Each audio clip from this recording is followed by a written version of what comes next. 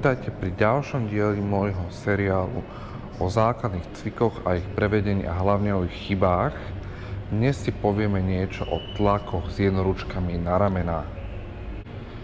Nevyhnutnou súčasťou tohto videa je aj text, ktorý s tým súvisí, kde je popísané všetko o tomto cviku a teda hlavne jeho prevedenie, ktoré nebudem spomínať vo videu, ale kde sa budem skôr zaoberať o najčastejších chybách, ktoré ľudia a teda moji klienti hlavne prevádzajú, keď začínajú cvičiť tento cvik, alebo ktoré vidím vo fitkách veľmi často vykonávať.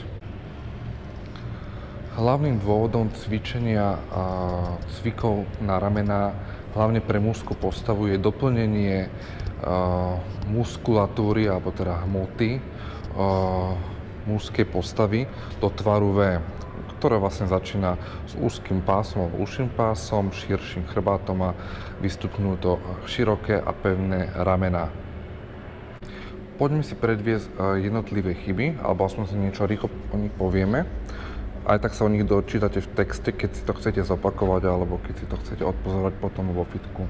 Samozrejme, na konci videa nájdete aj moje zobrazenie daných chýb, ktoré ako som sa snažil nejakým spôsobom napodobniť ľudí, ktorí to zle vykonávajú. Dobre, takže prvou chybou je, že mám takú malú pomôcku, bohužiaľ, iba takúto menšiu. Prvou chybou je, keď dráha pohybu ruky smeruje nie oblúkovým pohybom nad hlavu, ale rôznym nesúmerným pohybom, hlavne s kolmým pohybom smerom dohora. Pre začiatočníkov je to nevhodná dráha pohybu a nezameriava sa na komplexný rozvoj ramenných svalov.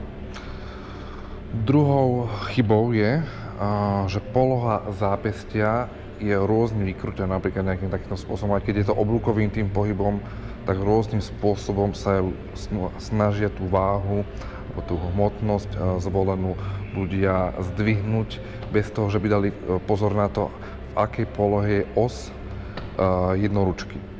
Pri takýchto polohách, hlavne pri vyšších váhach, môžu vzniknúť rôzne zranenia zápesnom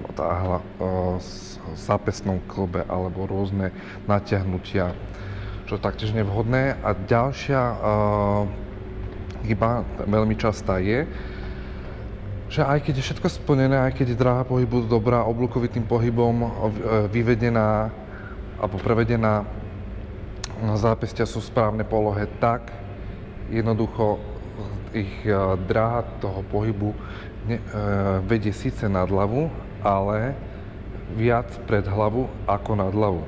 To je dosť podstatná záležitosť. Taktiež je tam veľké riziko zranenia a tie ramená nezaberú takým spôsobom, aký mali, a samozrejme obmedzia silový rozvoj, ktorý vlastne vzniká pri tomto, a samozrejme aj svalový rozvoj. Takže pokiaľ je to možné, vyhýbajte sa týmto chybám. Popísal som jednotlivé chyby, prípadne aj ich opravu v texte, ktoré prislúcha k tomuto videu, prípadne k článku, v ktorom taktiež vyjde toto video. Tak vás poprosím, snažte sa o najlepšiu možnú techniku, je to len pre vás dobré. Ďakujem veľmi pekne.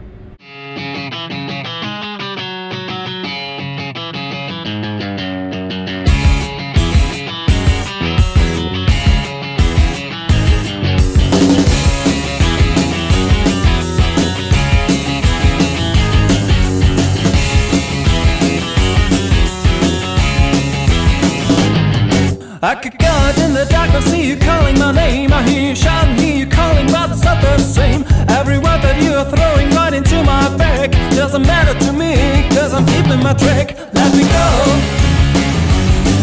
let me go, let me go.